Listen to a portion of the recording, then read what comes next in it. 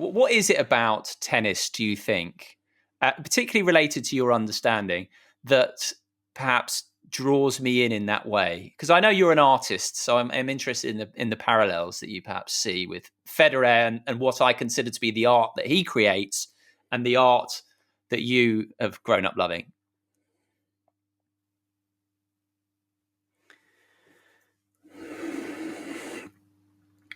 I would suggest that the human mind is a relatively narrow segment of a much larger intelligence.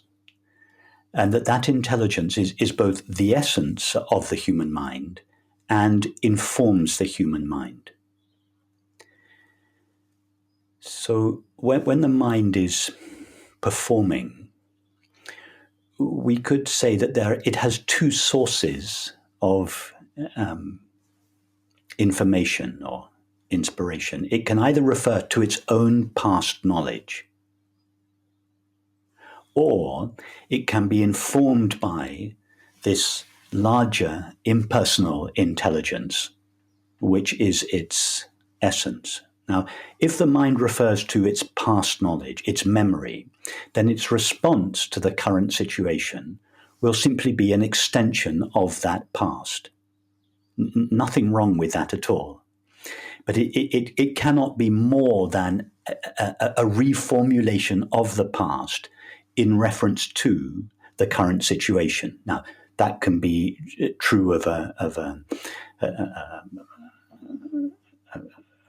philosophical question, a mathematical problem. It can also be true of a situation in sport. You're playing sport. Your opponent has hit you a certain ball, and your response to it is the response that you've been training for 15 years. You know exactly what to do. You play the response by the book, and it's a good response. You play the ball, you get the ball back, you may win the point, but it's a response that comes from your memory, from the past. Now, there's another possibility, whether mathematics, philosophy, music, art, or sport. There's another possibility that when presented with a situation, if you're a tennis player, the situation is the ball that you are facing, that you don't reach into your memory for the response. You don't reach into the past. Your mind goes silent. It goes quiet. It doesn't search in its memory bank for the correct shot. It goes quiet. And in doing so, it opens itself to this larger impersonal intelligence, from which a new response may come. And this new response is an intervention of this larger impersonal intelligence into your finite mind. In relation to a tennis player, it translates into the shot they play. It becomes inspired. It is not simply an extension of the past. Now, that is what makes a truly great artist or great sports person. Someone whose mind someone whose mind is not simply reformulating the past in response to the present circumstance. It's someone whose mind is open to this larger dimension. And these are the inspired players, the inspired artists, the inspired mathematicians.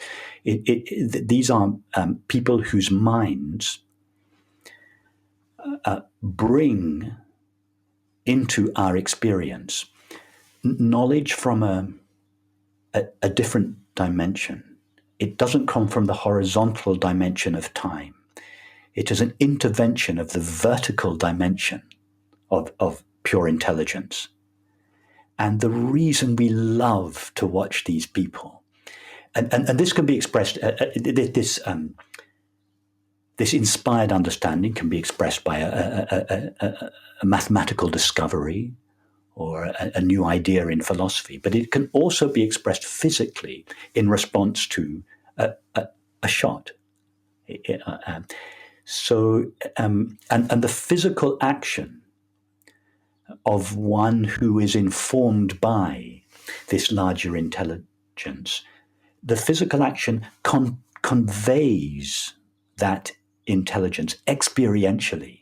So we're not, when we're watching Federer, we're not thinking about any of these matters. I'm just analyzing it and formulating. But we feel almost in our own body the inspiration from which it came. In other words, people like this, they are artists that take ordinary mortals like ourselves, give ordinary mortals, ordinary people. I'm not suggesting that they are not ordinary mortals. They're just inspired artists.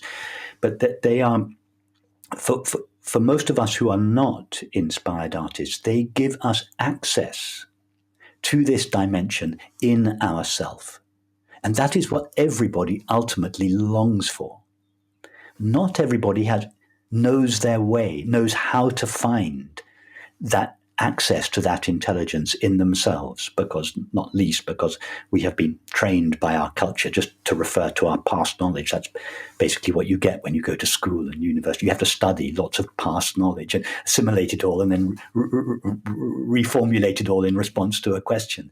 So we have a very narrow view of education and the use of the mind. But everybody really longs for is not simply a repetition of the past. Everybody longs to break through the limitations of their mind and have access to this larger intelligence. And great artists, great thinkers, great sports players give us access to that dimension.